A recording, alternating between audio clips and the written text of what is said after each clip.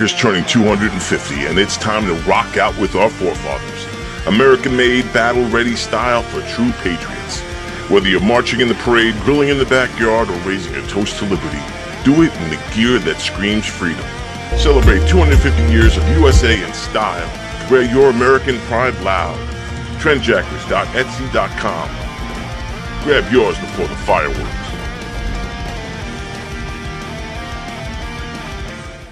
America's turning 250.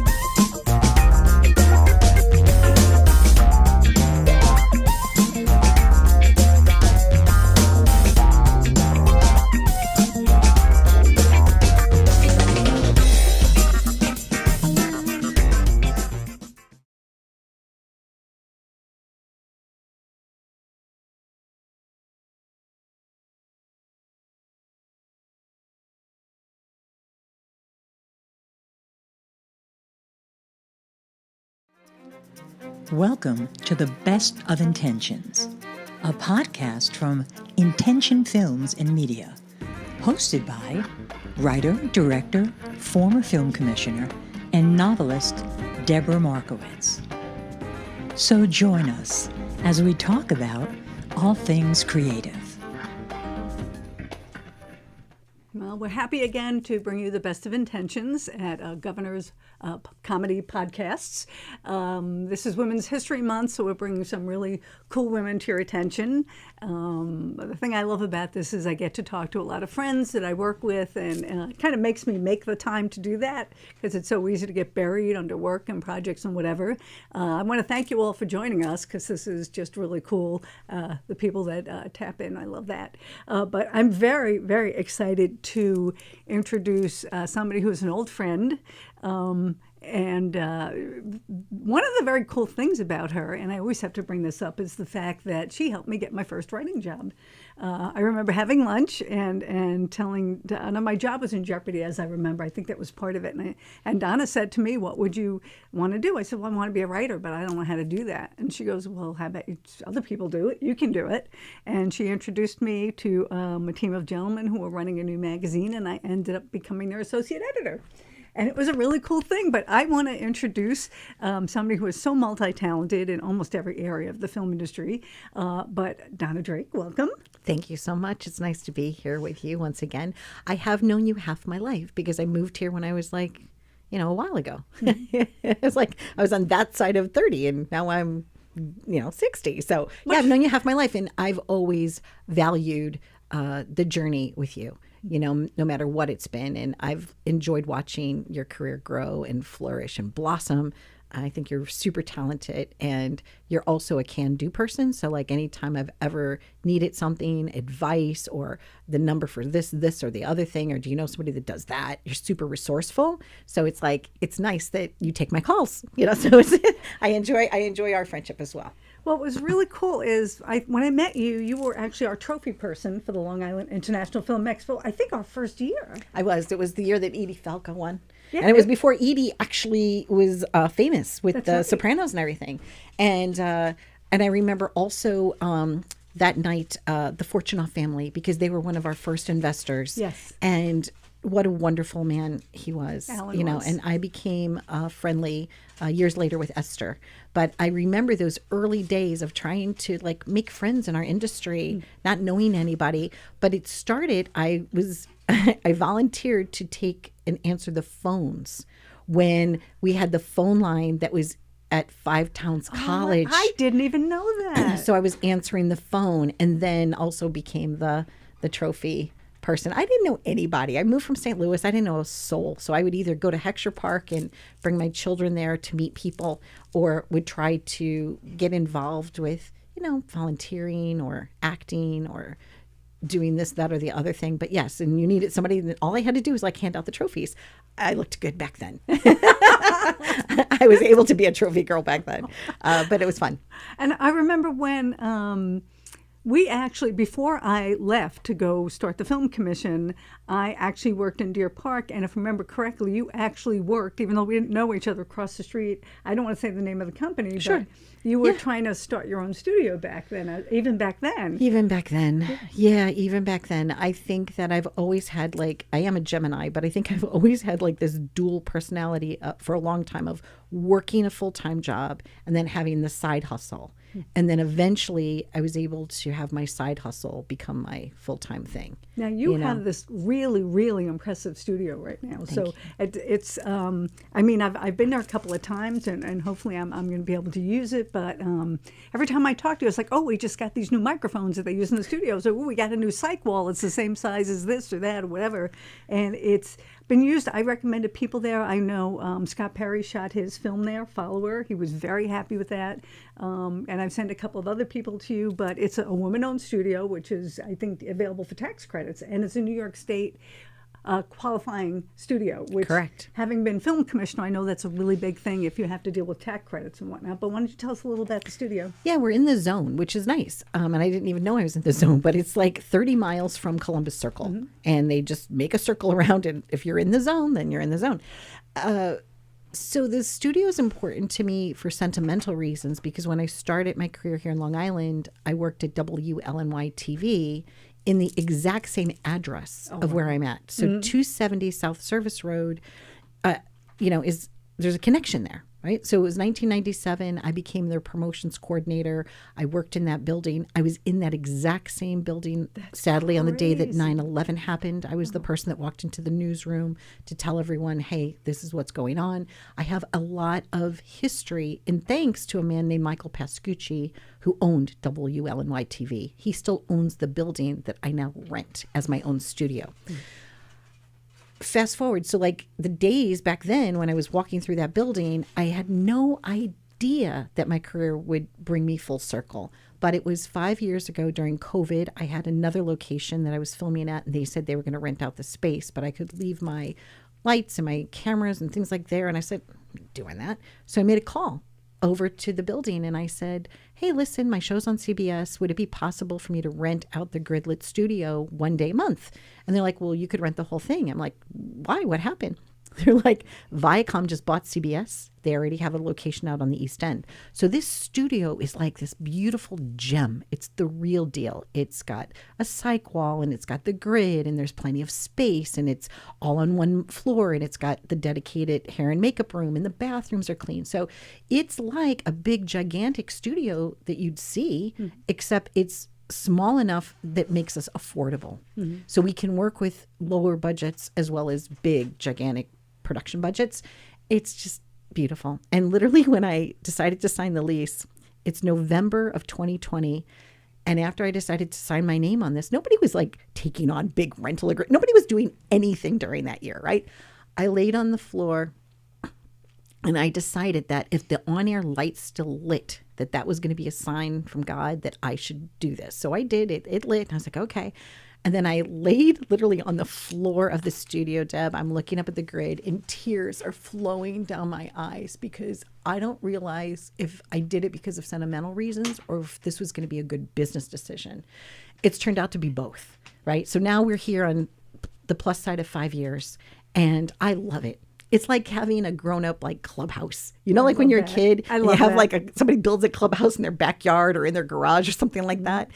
Drake Media Studios has a clubhouse vibe where people come in and it's like fun. People come in for like an hour or, you know, to have a meeting or whatever. They stay for like 3 or 4. There's snacks, you know. So it's got this energy of its own. Mm-hmm. And I just happen to be so blessed that my name is on the door, right? That is so that's cool. The story. I mean, it's amazing how your life comes, you know, Yeah. or when they put my name on a parking sign, you know, because parking at this particular building is at a premium and they assigned me 4 spots. But I remember having in that building like an assigned parking spot. And we share the building with another company that does like overnight shipping. We'll call that. And there used to be in 1997, the parking was like, oh, you took my spot. So Michael, who owns the building, said, oh, we're not doing that anymore. Now you have a numbered spot. But the day that they actually put like Drake Media Studios visitor parking, like a sign that had my name on it, I also cried with that. I'm sentimental. I'll just say I'm really sentimental. And my journey has been extraordinary. So yeah, that's I mean, I think not unlike me, very similar to me as you work with your heart. You know, sometimes you question like, is this the right thing? But you feel that it's the right thing. So you have to go with it. I mean, I do that when I make my movies as well. And I got to give myself a plug. But no, go right ahead. I was like, my movie Waitlist, A Lover's Story, just came out on Amazon Prime yesterday. Amazon Prime, Amazon actually. I don't even think it's Prime, but it was 6 weeks early, and it's wait. So now I got to hire a PR person. Now I got to do, you know, and I'm excited about it. But now I have to rush and do all the things I thought I had 6 weeks to prepare to do. But it's put your heart and mind to it, and it's so good. It's so worthy. It's such a great production and a wonderful story. It's the type of story you could watch over and over and over again and just look for those little nuances, and it was fabulous. It's great. Yeah. I mean, when I did it, it was supposed to be a short film. We started as a one-day short film, and after we did it, I told John, I said, I want to know what happens to these characters. And I sat down and I wouldn't stop speaking to me. And I just kept writing and writing. And then I told John, you know, I think I wrote a feature film in 7 days. He goes, Debbie, we just filmed on Sunday. It's 4 days. And I, because they wouldn't stop talking to me. And you know, we were deciding how to do it. And then I couldn't sleep. And I'm like, you know what, if I don't at least get some names, then I'm not doing this justice. So I called up some friends, Bobby Clohessy, Tara Westwood, Kim Director, Abigail Hawk, and they were all like, we're in. Whatever it is, we're in. Yeah, it turned out great. And we needed something light and happy. And I said, is this an Academy Award material? No. But it's the kind of thing when you want to have a guilty little pleasure and you want to sit down and just not think and just enjoy. It's fabulous. And it'll be the kind of thing you want to watch when you just want to, you need to tune out all the craziness that's going on out there. Well, you opened up opportunities for people. And I think that's something on my journey that I enjoy as well. Mm-hmm. I'm very much a team player. I'm like, oh, everybody come on, let's have a party. And that goes back to when I was in second grade. I had our fifth grade. I had our gym teachers pull out the mats during recess. And I had a talent show that the fifth graders and the sixth graders performed, right? So there's no difference between who you were probably when you were little and who you are now, or who I am. And I also realized something about being a studio owner that we talked about on the phone is that I was being slothy with it. And what do I mean by that? Like, I work all the time and I love what I do, but I wasn't sharing this incredible resource in the way that I should be, right?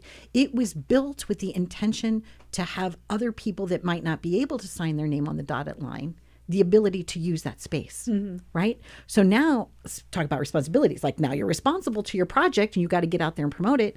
I feel a deep responsibility now to the studio because I want the people that are the independent filmmakers or the people that need it for a production, but they don't need it for the entire month. They only need it for a few hours. They might only need it for a day.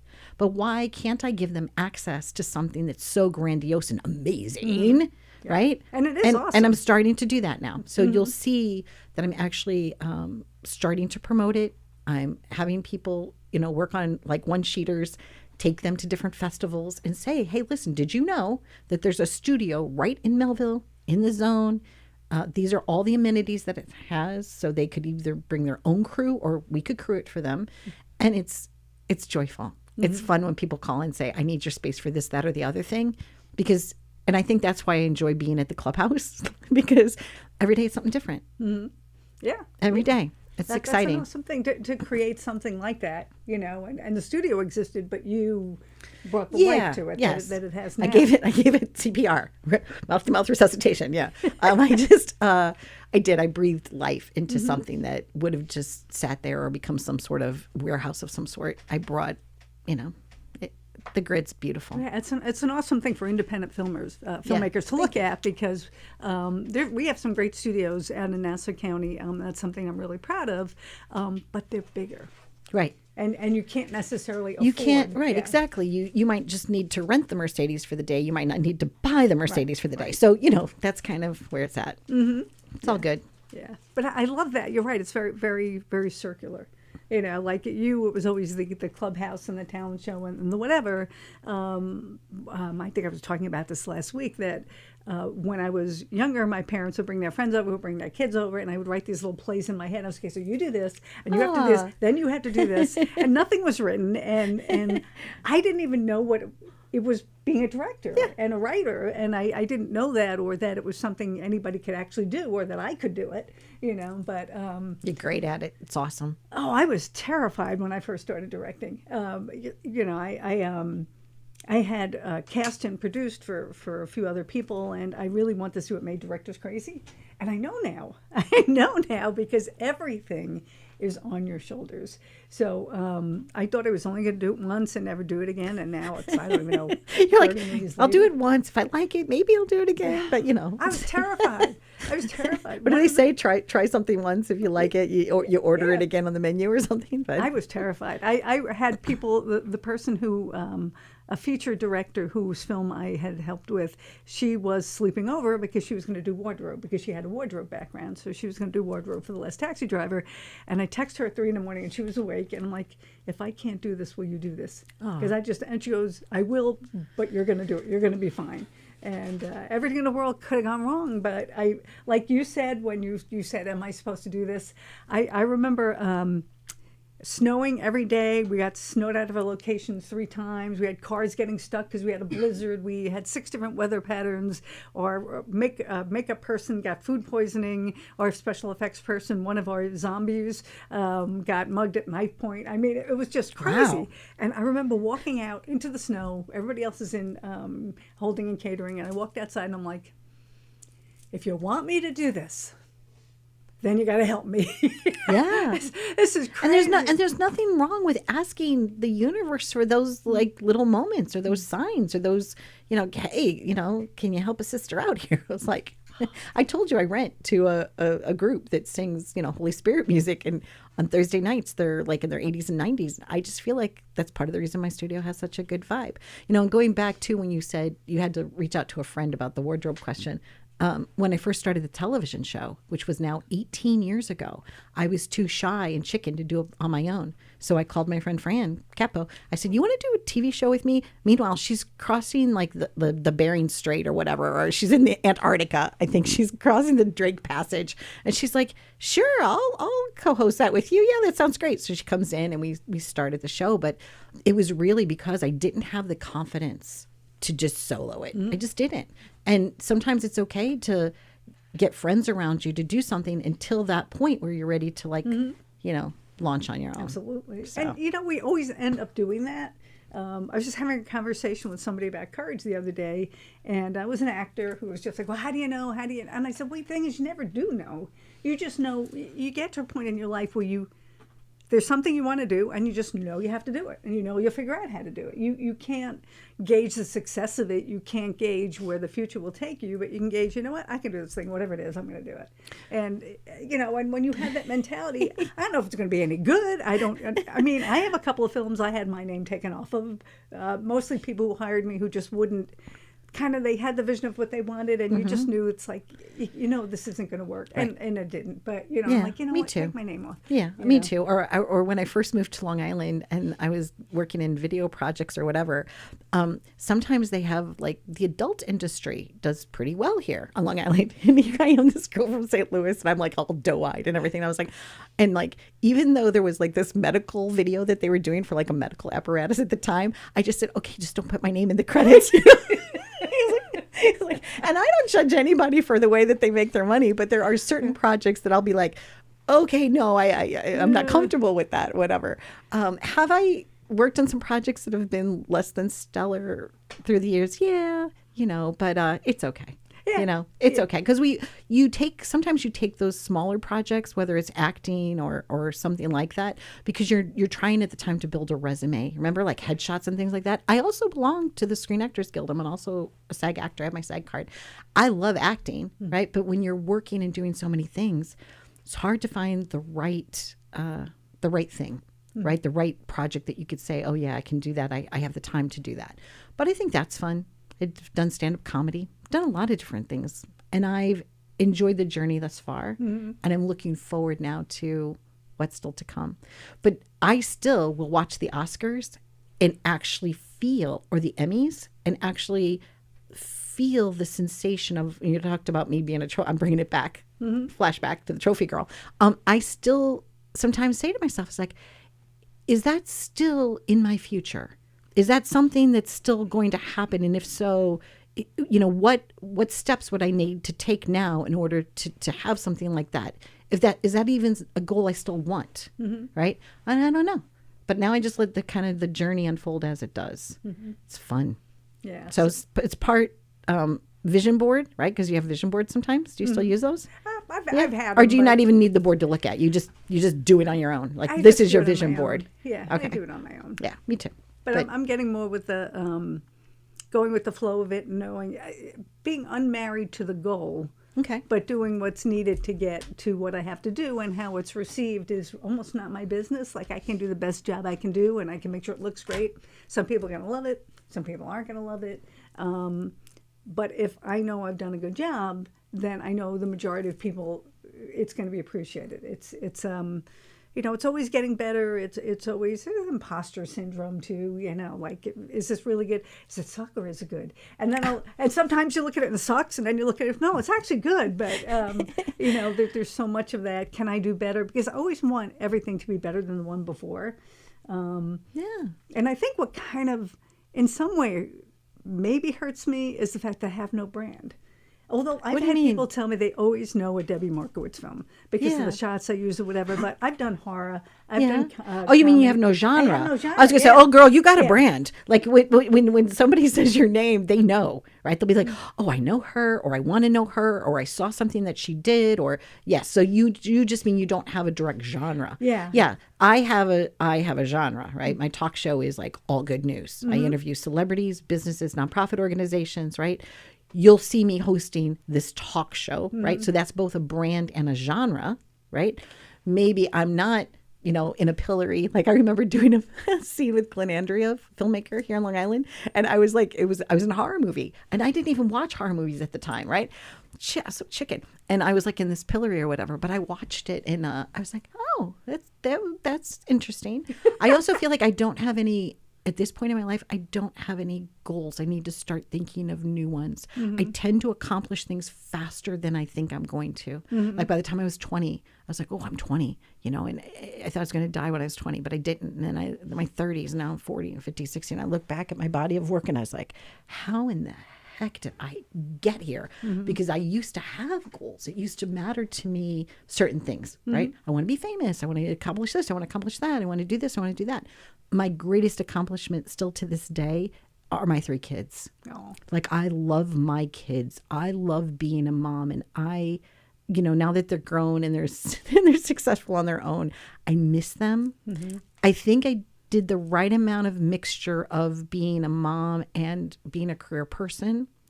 But if I had to live it over again, it wouldn't have been like a 50-50 mix. I would have probably been 80% mom. I would have colored more. I would have done painting more. And I would have been like 20% career women. But I don't know. Like, you just do the best It's you can. impossible It's to know. impossible. It's And impossible. your kids are all doing really well. My kids are great. Yeah, so and they, you obviously love did- me and they call me and I enjoy them now as people.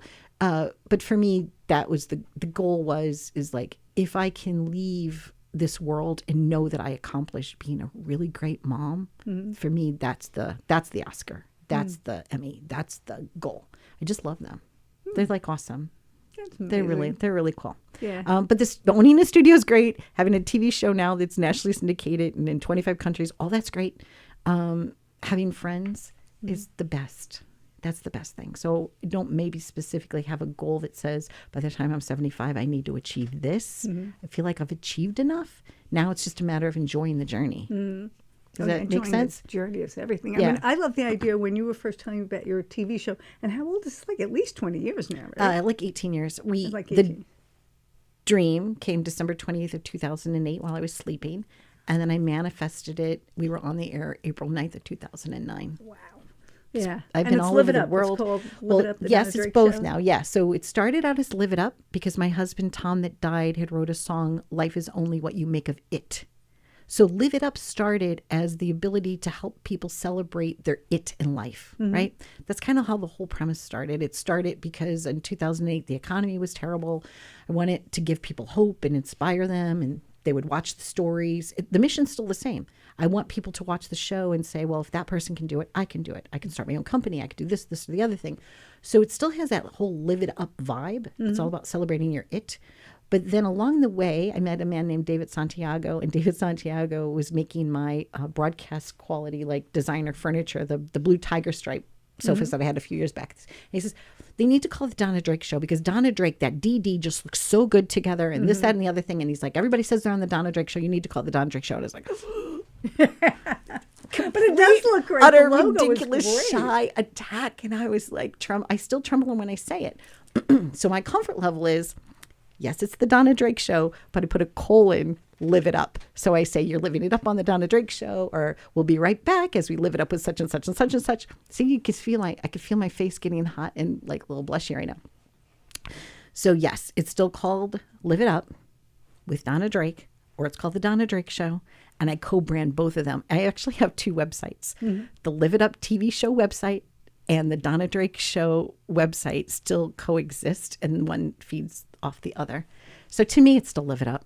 Yeah, that's awesome. That's what it is. It's that vibe of when people come in. We interviewed 30 guests last month, and people came in from all over the world. Somebody came in from Norway. Wow. I mean, it's getting to, it also has a life of its own. The studio has a life of its own. The show has a life of its own, and I'm somewhere just enjoying the ride. And if I've seen correctly, you go to like different film festivals and events and interview people there as well. And I've seen that, yes? Yeah, I've been to Tribeca. I'll be in Tribeca again in June. And I like that because this past Tribeca, I interviewed Steve Buscemi again. And Steve Buscemi is the reason I have my own show, really.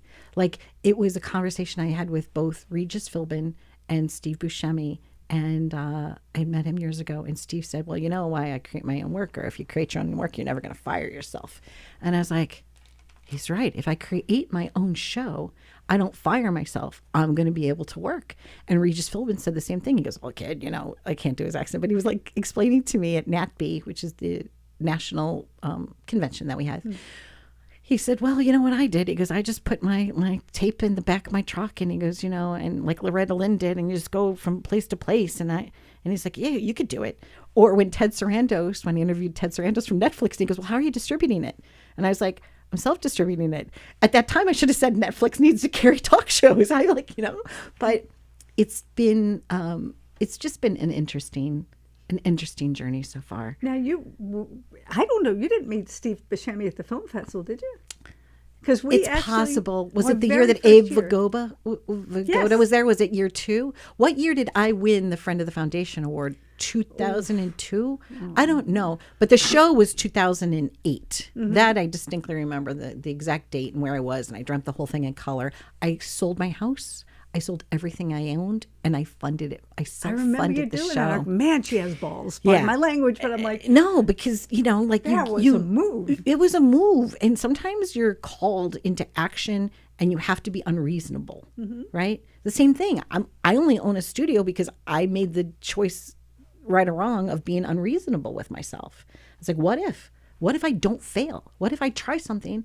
And if I fail, so what? Then I go to do something different. I have less of a fear of failure now. I'm just like, I'm going to try this.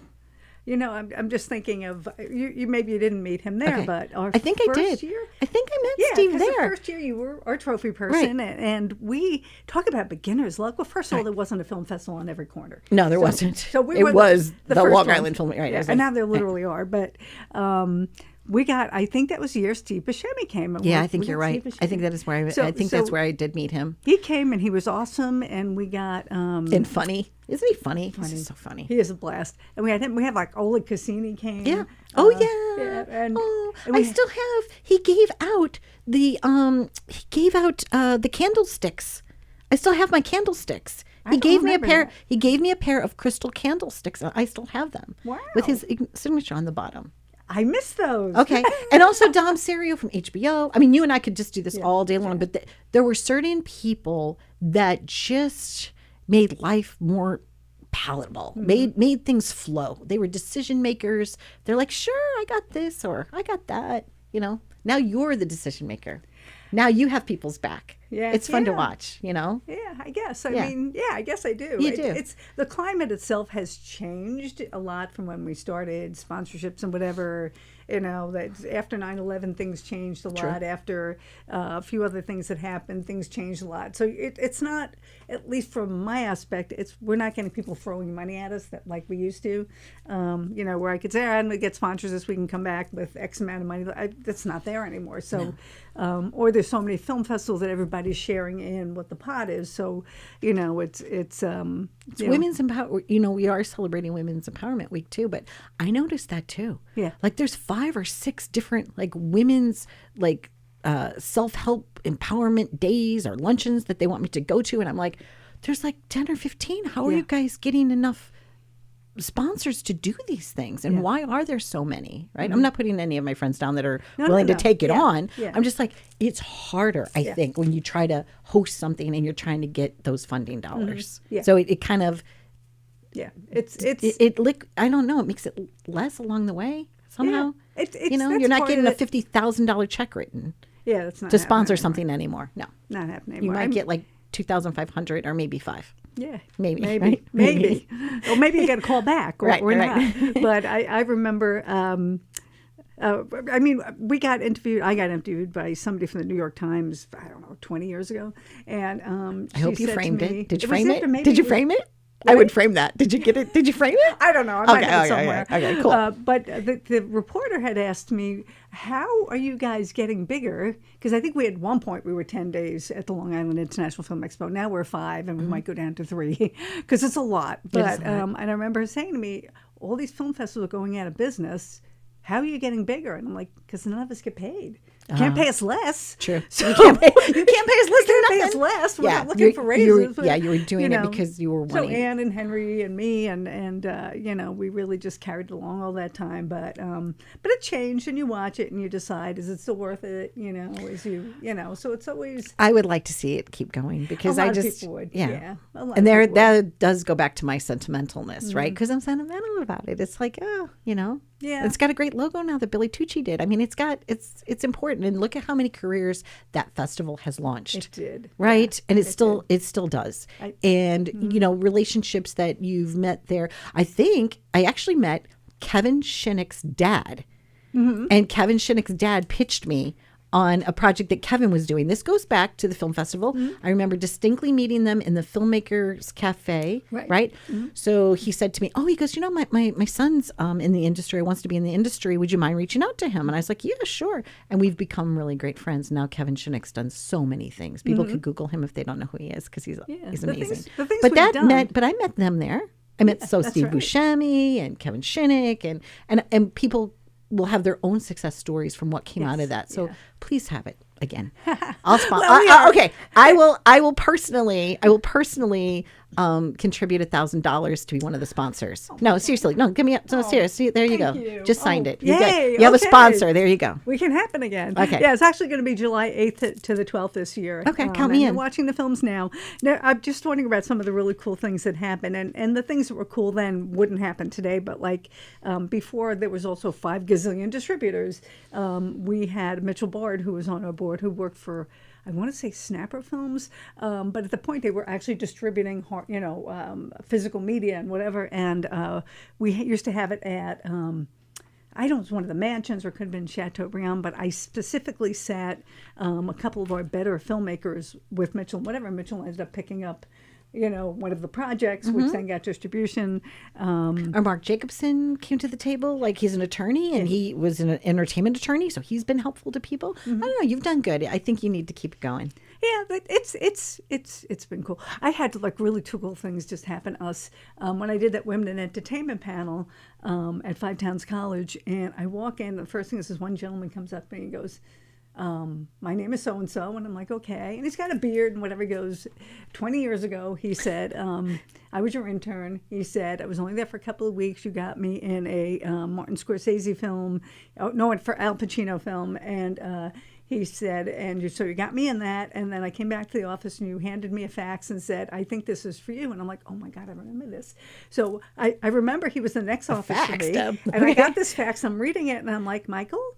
And he comes in, I'm like, I think this is exactly what you do. And he got that job running a public access station. And he had it for 15 years until he moved on and did other things. He said, but you made my career. And I'm like, I did something good. I mean, when you hear that. And then as we're getting ready to leave, he comes over again. And another person comes over and I looked, I'm like, Andre. And he goes, that's me. He goes, I was your intern too. They worked together and didn't know that they both had worked with me. And John has that happen all the time where students out of nowhere will call him up or go, you changed the trajectory of my career. You did this, you did that. And that is, it kind of makes you feel like no matter what else happens, that you've done something really cool that's helped people. And that kind of, Well, it happened to me today when I was I actually was heating my curling iron. I should make sure that I unplugged it at the studio. But anyway, I was like, I'll just put a couple curls in and I'm heading out the door. And I said to somebody, I'm heading out. I'm going to be on Debra Markowitz's show. And they're like, oh, we know Debra Markowitz and we also know her husband, our partner, John. And because John was my teacher. And I was like, John was your teacher at 5 Towns? You just don't know, right? So that happened to me just now. And they were saying kudos to both of you guys. So it was kind of interesting. Well. And I don't know if I've said this on there, but I have to say, since John's there, John is my business partner, for those people who don't know, husband, business partner, man of talented, many codes. Talented, cool. And when I worked for the county, we had just started getting the studios up and running. It was Grumman Studios and Gold Coast Studios. And for whatever reason, we started having a problem with one of the long-time sets because the agency said that, well, you have to have all this fire code and all this other stuff. I'm like, but they're temporary structures. They're whatever. And I'm calling the governor's office. I'm calling, and nobody has any proof that this is true. Right. And I go home, and John and I were not, I don't think we were living together yet. I'm not sure. But I called him up. I said, I don't know what I'm going to do because I know what this is. They know what this is. Everybody knows what this is, and nobody can find the documentation. John's like, I can because I wrote it. And he was able to pull up the code that he wrote for. Where did you write it from? City of Bull. Okay. Just you want to go into this? This was my master's thesis at Yale. His master's thesis at Yale. He wrote this code for. I did a whole treatise on all the codes that are involved with small theater production. All the code that was involved in small theater fire production. Control, building codes. Yeah. Yes. So he had that. And that saved the studios because nobody could freaking find us. And then I sent it to the governor's office and I sent it to the mayor's office. There I you sent go. it to everybody's office. Mission accomplished. Yeah. Who knew? Mission accomplished. But, who would have thought of that? And I'm looking at him like, is he pulling my leg? It's like, no, he actually really did it. But, so the things you do along the way, you don't realize how much it impacts everybody around you, and that's really, really cool. Yeah. Good or bad, but hopefully it's good. You tried. You just do your best, and when you make a mistake, you just say you're sorry. I mean, I never intentionally try to hurt anybody's feelings. I know I am sensitive and I take things personally, but you just do the best you can with what you've got on any given day, and you make it work. And you give when you can give. Like we recently had independent film done really well. It was called The Bridal Night. And she came in, she had a very low budget, and she wanted the kitchen to be green, and the kitchen was gray. And I said, I'm going to get the green kitchen for you. She says, well, how are you going to do that? So I did. I went and found like the contact paper that's the low tack. I measured everything myself. Wow. She walked in and she had her green kitchen, right? Because sometimes you have to give in a way that you can contribute, whatever it is, your time, your talent, your treasure, whatever, right? And now when I watched it and I see her senior thesis for NYU that she did, it's a good film. And I just smile. I see that green kitchen and I was like, made her dream come true. It's easy. If you can do something, you should do it. Yeah. If it's in my power, I will. Yeah, and I mean, sometimes the things you can do change. There's a lot of things I've had to stop doing because it's just not possible. Okay. With my schedule and, but you try. Nothing makes me happier than seeing somebody who I've worked with succeed. To me that's awesome. There's one film. I don't watch the films anymore for the Long Island International Film Expo. I just don't have the time. Sure. But if I know the people who submitted them, I will try and watch, especially if it's a short film, I'll try and watch it. And if I can help, if people are fighting over should we, shouldn't we, maybe I can be a deciding voice. And that's happened. And even people I don't know, they'll call me and go, we can't decide on this. What do you think? And then I'll be the I'll always say vote. yes because the tie always goes to the runner. Yeah. I'll always be like, okay, put him in. What? If you don't know, then that means a yes. It takes so many films, I know, so that's hard. So I saw this one film. I don't think I should I want to mention it, but I don't know if I should. But I saw it, and it was so gorgeous. Okay. And I've worked with I'm going to mention the DP. The DP is Mark Ryu, who did my first 3 films.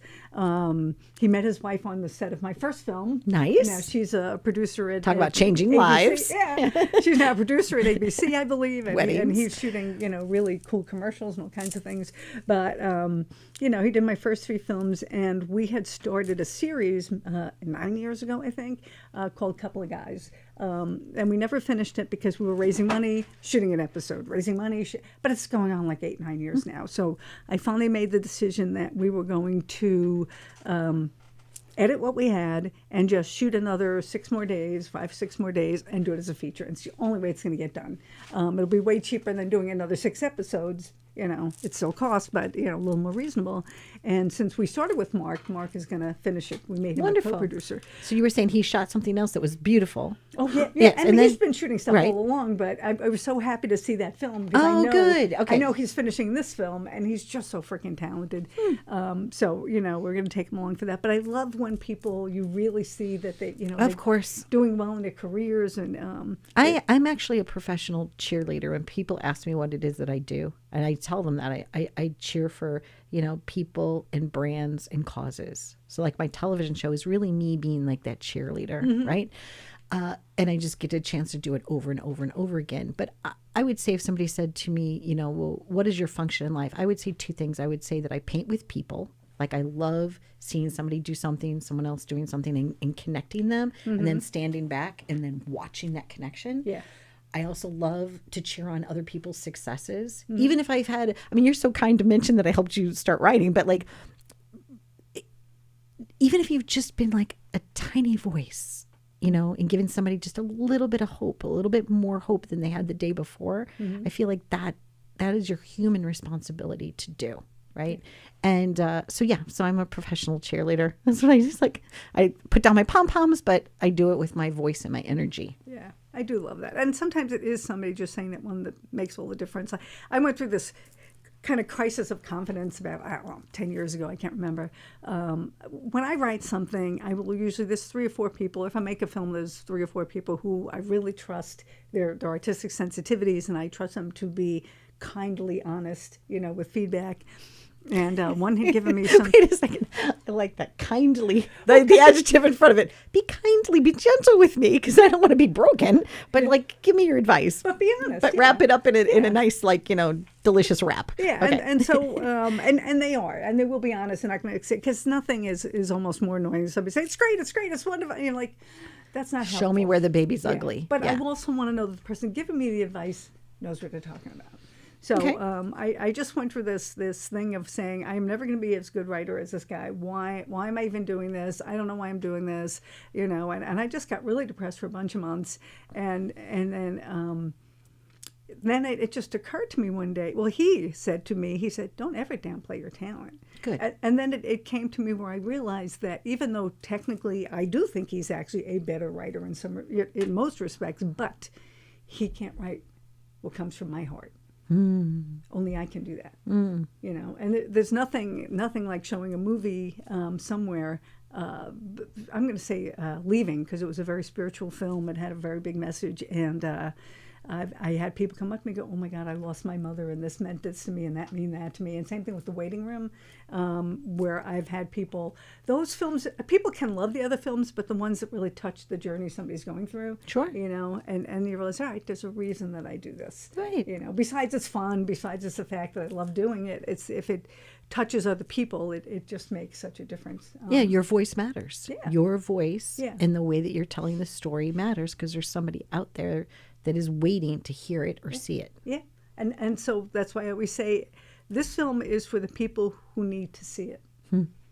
If it can be 5 people, but those people need to Absolutely. see this film or need to read this book. Speaking of that, I was an actor. Well, I'm still an actor, but I did something. It used to be called Authors Playhouse in Bayshore, and it was a horribly windy, terrible storm, and people still came to the theater, and we all looked at each other. There was like probably an ensemble of 8, and we looked at each other and we're like, you know what, the show goes on, because if there was one person that bought a ticket and they showed up in that audience, right, we're still doing it. Yeah. And we killed. It was great. Big round of applause to a hand.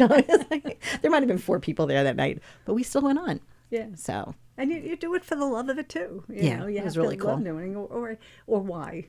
You know, it's if you're doing it. Somebody posted something on social media about, would you rather win an Academy Award or be able to make any movie you want to do? And I'm like, well, they both kind of go hand in hand. Well, would you rather win an Academy Award or have your eye poked out? Remember they said that? Like, All right, there was all those. Remember growing up, and they always have the joke, "Would you rather?" And like one choice was clearly not a choice anybody would choose, right?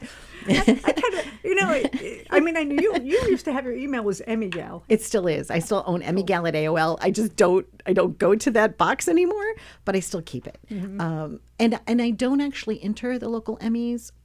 We would qualify, but at this point, I don't enter about anything that. anymore. No, I've only entered the Tullys once. We tend not to put any of our work into any of the festivals or awards, you know. But we did the one Telly because the girl had lost her kitchen in Sandy.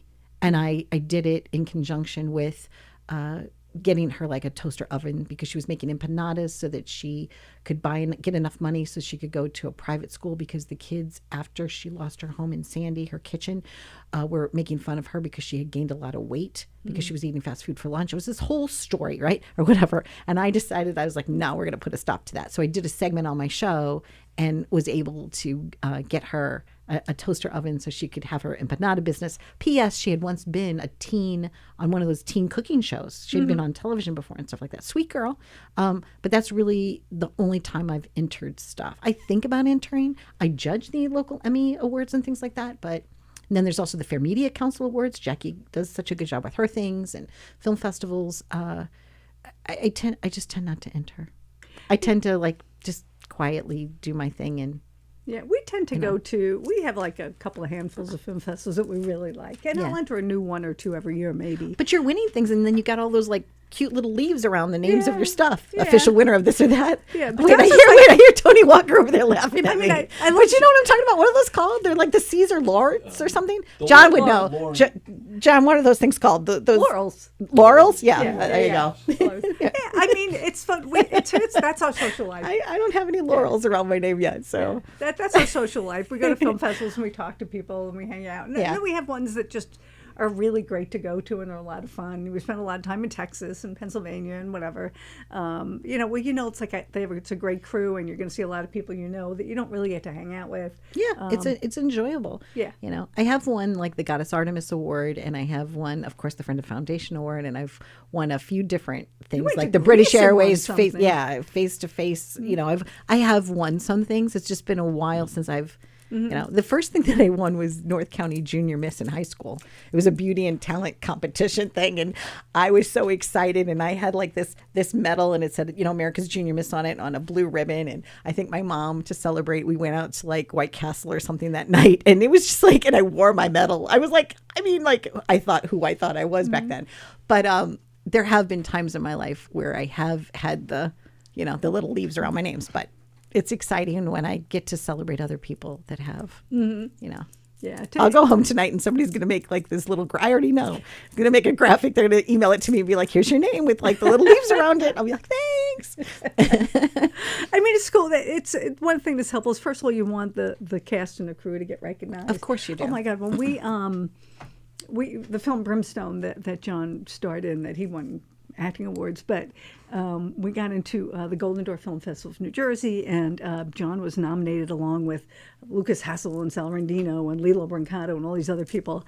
And when he won for best, I just jumped up like, yay! And everybody just looked at me. I'm like, I guess he's personally connected to that one. I know, but that award's going home on their mantle tonight, you know? And then we went to New Jersey Web Fest, and I mean, I can't even.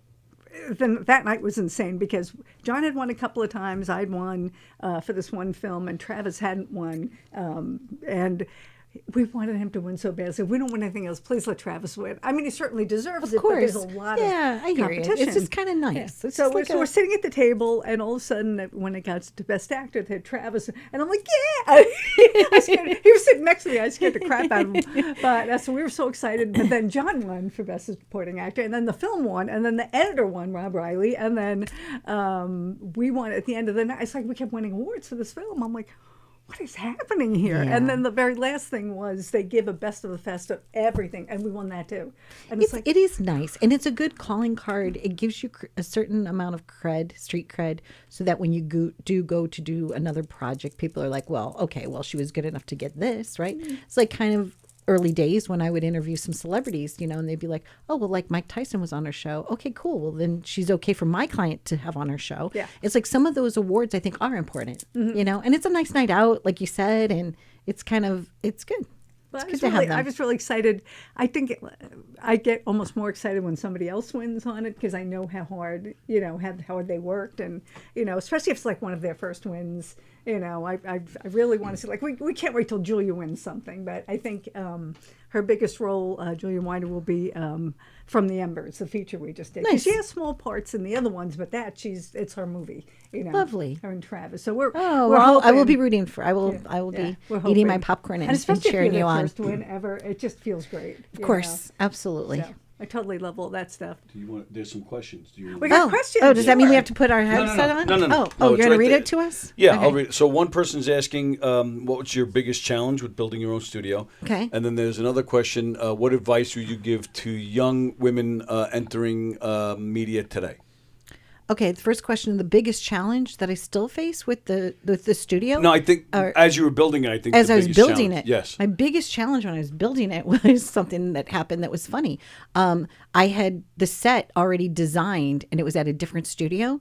And when we tried to move the walls into the studio I have now, it was 2 inches like too tall to get in the double door, and we had to take a team of like 30 people and kind of go at it at this like, you know, angle, like this angle to get the set because the walls were already built. So I know that's probably not the answer they were looking for, but seriously, that was a really big challenge. And not only that, the guy that was the carpenter that was supposed to come, who had built the set to help build the walls, I did not know this, but he had a horrible accident in construction that day, so he wasn't returning my calls. So I literally could not leave these sets out in the street, in the parking lot. I called old neighbors that lived with me when I lived up on Turtle Cove Lane, and I knew he was in construction, and they actually came to my rescue. I mean, it was kind of like the story of It's a Wonderful Life. And the studio's been like that, you know, and I started the studio without a lot of money. And there was a person named Hugh Daly who knew that he was passing. I didn't know he was passing. He had a studio. And there was one day he says, "Kid, bring a truck." I was like, "What are you talking about?" He's like, "Kid, bring a truck." He took lights off of his grid. And I have about 20 to, I'm going to get to it. Wow. I have about 20 or 30 lights on my grid. And so when you're starting something like that, you really do need, you cannot build anything by yourself, right? And it's still to this day, like I need people. I have people, you know, and I bring in people. And that's what ends up happening, you know, and I'm short, like I'm 5'1.5" on a good day. Same. Yeah. And so there's sometimes like just today, there was somebody that came in the studio and I said, oh, you see that piece of molding? And like, it's like cricket. The person just walked right over there, went pop. And I was like, it's ridiculous. Right. But I think the hardest challenge is just the physicality of it all, you know, to make sure that you have the right equipment, to make sure that it's clean, that it's proper, that it's comfortable, that you're providing the services. So I think that the biggest challenges for me are getting the dying thing built, right? And now it's built and it's beautiful. And knowing people you could call when you need, like my audio booth, right? It wasn't as soundproof as it needed to be.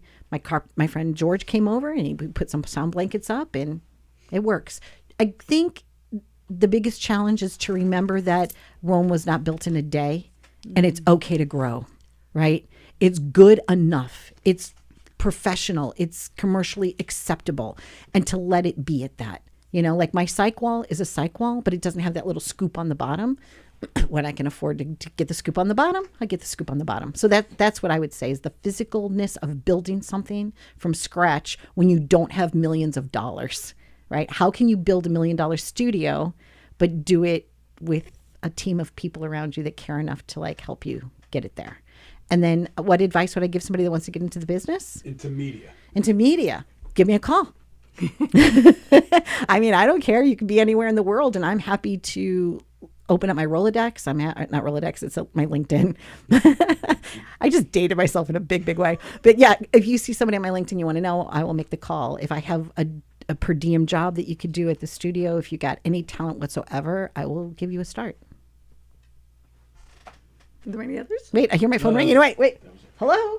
Yes, this is Donna Drake. Can I help you? No. And there they are. Answering Yeah, calls. I think it's a big part, like we were saying, is building your community for something like a studio, because you can't do it on your own. It's the same with making a movie. You want the best people, but I really like to go to people that I've worked with before. I know they're great, or somebody has personally referred, so that I know, you know, that there's a real good There's chance. safety in that. Yeah. Yeah, they're not going to let you down. There's a loyalty factor, right? Yeah. I also try to answer all my own emails personally when I can't. Like, I have people, but like our Facebook posts for the most part are me, because your voice matters, right? So one time I hired a company to do my social media, and that was like ridiculous, because then I got phone calls and they're like, oh, what's wrong? I was like, I don't know why. And they're like, because on your Facebook it said that, you know, if you're going through a down day and you got to do this or the other thing. And I'm like, oh man, I'm like, sorry, it wasn't me. And then I said, okay, now I know, like something that goes out that has my name on it, or has to be a reflection of who I am. It's either me or somebody ran that by me, and I said, oh yeah, that looks good, let's do that. I think things sometimes are too multifaceted too, because I'd love to have somebody go through the 6,000 emails I have in this one and the 1,200 I have in this one. Oh yeah. But then I know that each one needs a certain, you know, something that I would have to explain, so I might as well just do it myself. But yeah, I need that desperately. My TikTok's not me. I have a nice intern. Her name is Julia. She goes to Hofstra, and she says, you don't have a TikTok. Can I do a TikTok? I was like, okay, sure. So she'll say, oh, can you do this, or the other thing? And I'm like, yeah, I'd be happy to do that. I'm willing to like take the challenge, you know, throw water over my head or whatever it is, or can you look this way, or can you dance this move? And she goes, oh, you're really good at this. I'm like, if you ask me to do it, I'll do it. I can't be the one that's actually putting it together. So. Yeah. Yeah, I got a book I think's had a TikTok for dummies. I don't have time to read Right. it. Oh, speaking of books, I am doing a book, like a real book. Like I've had chapters in 2. I'm going to be a 3rd right now, but I already have a publisher, and it's going to be called Live It Up Among the Stars. And I'm taking 100 of my top celebrity interviews through the years and doing like a little synopsis. And then I'm infusing it with some of my like Live It Up tips. I cannot wait for this to happen. It's happening. Awesome. It's actually happening. So I'm pretty excited about that. That's so cool. Yeah. Yep. So we have, 3 minutes? Yeah, Should we do should we sing? What do we want to sing? You can sing. My voice is awful. Although I would say, I watch, my grandson is living with us right now, and he is madly in love and addicted to K-pop Demon Hunters. Oh, yeah. Well, they were the big winners last night. Yeah. So I was actually kind of singing some of the stuff which was so out of my range, and he loves it. You know, Oh, that's he doesn't so cute. know. All he knows is, wait, she knows the words. Well, they have the figures now. Did you know that? Because I'm also producing a show called Toys of Our Lives, which is hosted by Matt Nuccio, and Mattel let us go in to Toy Fair. And so that half hour just aired this past Saturday. So if you get a chance, it's not just my own TV show. I produce other shows. We have commercials that we produce in the studio. We've done stuff for Novartis. We did 100 commercials for Walmart, for Capelli brands. We've had lots of films that have happened in the space. It's fun. You should just come and hang out. It's actually pretty fun. We have snacks. We don't have Anne and Henry's delicious popcorn though at the Malvern Cinema or Belmore, right? Yeah, Belmore. a popcorn machine. Yeah, we need that. We need a popcorn machine. They do have great pop. That's one of the first things I just get, a big bag of popcorn. It like stays there on the table it's during so the film good. festival. So good. That and Twizzlers. Like I'll do like the sweet and salty. You know, that's kind of my vibe when I go to the movies. Haven't been to the movies, but now I have a whole bunch of new things I want to go take a look at. I loved seeing you. I feel like we didn't have pizza or anything, but you know, it was just like we were like eating lunch together. It was fun. And Tony Walker's over there. You know, Tony Walker. Big shout out to you. Been a fan of Donna's for years. Yay. Years. Same thing right back at you. Right back at you. Any other questions from the audience? We'll let Deb answer one. That was it. Okay. And that's our time. You know? Yeah. I mean, Gray one thing skies are I gonna love doing this is I clear get to up. sit down and talk to people that I wouldn't really have the time to because life is so crazy and we're all so busy. So this kind of makes me do that. And then we can give some wonderful information to our audience, and that's always awesome. So I appreciate it. I'm a little, as I told you, I'm a little shy. I'm so much more comfortable like holding the microphone or having the person to my right. So thank you for asking me. And I'm really glad I said yes. I had fun. It's really fun. Okay, so I want to thank Donna Drake for joining us here today, and I want to thank you all for watching this happening, and Tony, of course, the man, you know, the Wizard of Oz, the man behind the curtain, and John always nearby in case we ever have any questions. But I thank you so much for joining us here today, and we look forward to seeing you next on the Best of Intentions podcast. Thank you. Yay!